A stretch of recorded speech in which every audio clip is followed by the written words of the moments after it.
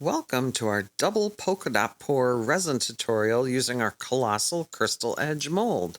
I'm using Liquitex acrylic inks in this again, and I forgot to film the first part of this where I used, I think, about 1.5 ounces of resin to fill the crystal edges, and it went over into the mold, so I shook my finger there saying I shouldn't have done that, but it was a test, so I felt okay to move forward with it.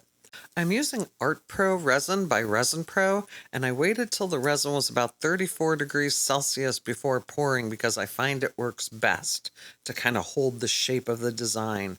This is the polka dot pour that was inspired by Sunfire Designs, but because this is our biggest mold, the Colossal Crystal Edge Mold, it takes upwards to 15 ounces of resin, so I basically just doubled the recipe and poured it that way. If someone has this mold of ours and wants the recipe, I'd be happy to send it on to them, but I didn't write it down for the purposes of recording this video. I started off by pouring the purple acrylic ink on the bottom, and as you see, it still is spreading into that crystal area, but I'm not going to lose a lot of it because I already have the crystals covered up with purple acrylic ink. Then you start your polka dots.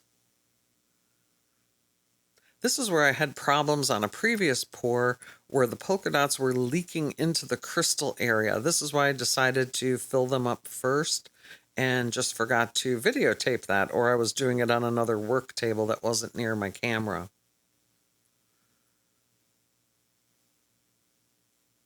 When the resin does get to be 34 degrees Celsius, it doesn't leak and the pattern kind of holds still, meaning the polka dot pattern, of course.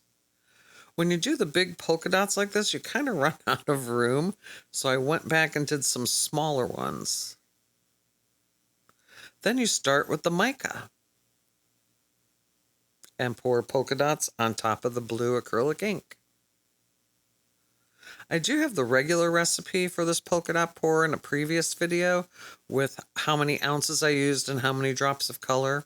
And like I said, this is basically just doubled because this mold is so big.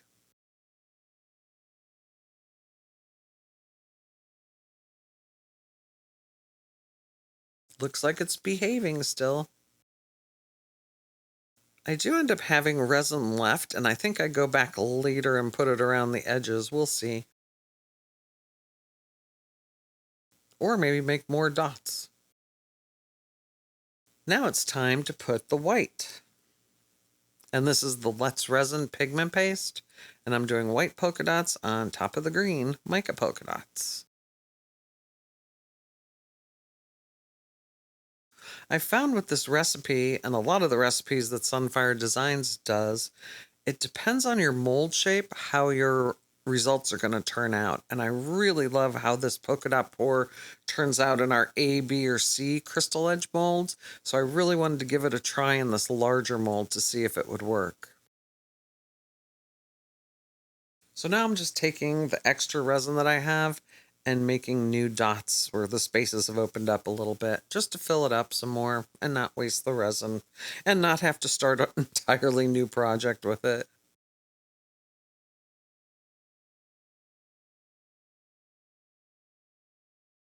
There's no exact place you have to put the dots, just basically eyeballing it.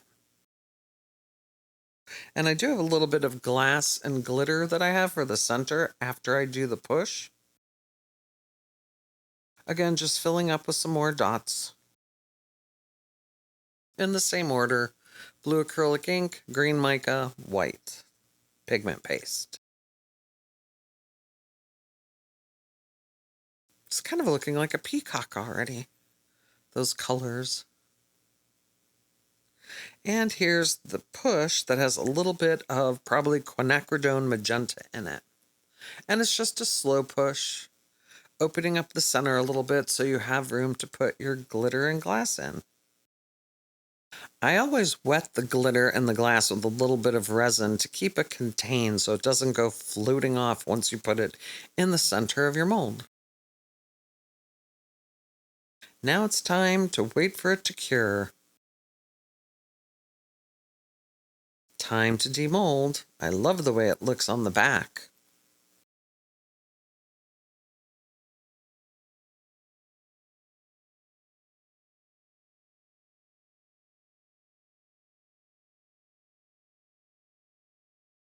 I love the way this looks in our Colossal Crystal Edge Mold. Let us know what you think in the comments below.